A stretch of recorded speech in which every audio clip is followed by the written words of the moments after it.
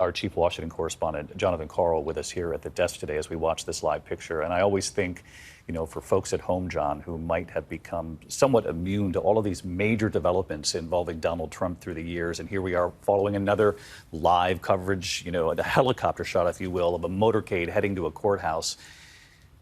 But I don't want to let it pass without speaking to the history of this moment. This is nothing like what we watched, even in Manhattan a few weeks back. This is history being made. Never have we seen a former president federally charged.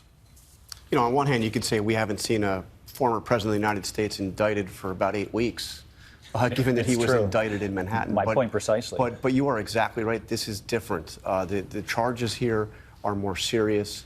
He is being indicted by a special counsel, by the Department of, an investigation brought to the Department of Justice.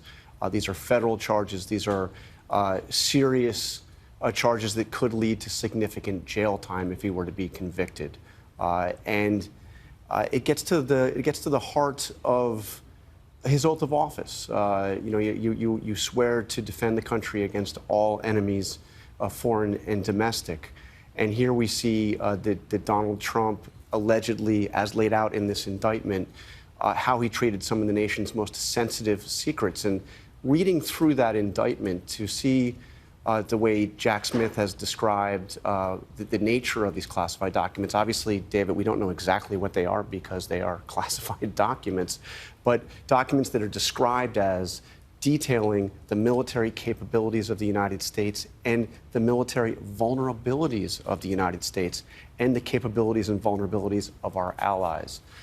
So that the significance of treating information like that, allegedly in such a cavalier way, and the photographs showing the boxes of documents, one of them spilled out over the floor, another in a bathroom by a shower, in the ballroom of Mar-a-Lago, the very ballroom where he announced his third presidential campaign, and then to see detailed the ways in which he allegedly obstructed justice as the person that was at the pinnacle of the United States federal government, defying court orders.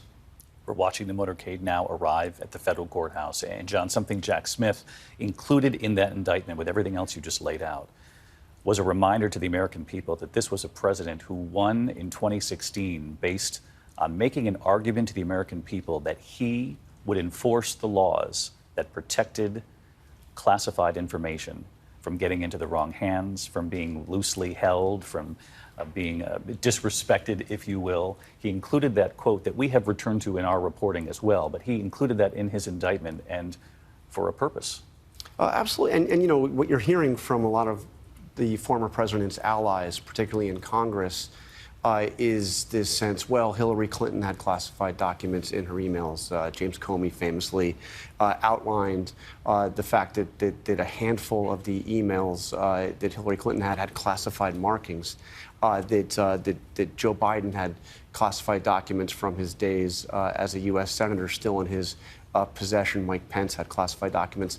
This seems to be an entirely different case, both in terms of the volume, the nature of the material, and most critically, the fact that he didn't turn them over when he was asked to turn them over. And I think that's what's most important for no matter what side you're on politically in this country. This is the case being made here is willful retention, that the former president was given multiple opportunities to turn these back over and did not. And I think it's significant. You mentioned the judge who will ultimately be hearing this case, Judge Aileen Cannon, is somebody that was appointed by Donald Trump, somebody that made rulings that were favorable to Donald Trump earlier in this very case. Some say she's a Trump judge. I recall John Roberts, the Chief Justice of the Supreme Court, saying when Trump attacked a judge as an Obama judge during the 2016 campaign, we don't have Obama judges or Bush judges or Clinton judges. We have judges that seek to have equal treatment under the law for those who come before them. So I think this will be a very interesting, test case here, and it's significant that whoever the judge is, and the fact that it's a judge that Trump himself put on the court, I mean, our system of justice, that should be just fine. and you're looking at live pictures from our ABC station in Miami, WPLG, Donald Trump has arrived now at the federal courthouse in Miami. As you have heard our team report here this afternoon, Donald Trump will be processed, fingerprinted, though in this day and age it'll be electronic, not with sort of, the old school of putting your thumb in the ink, if you will.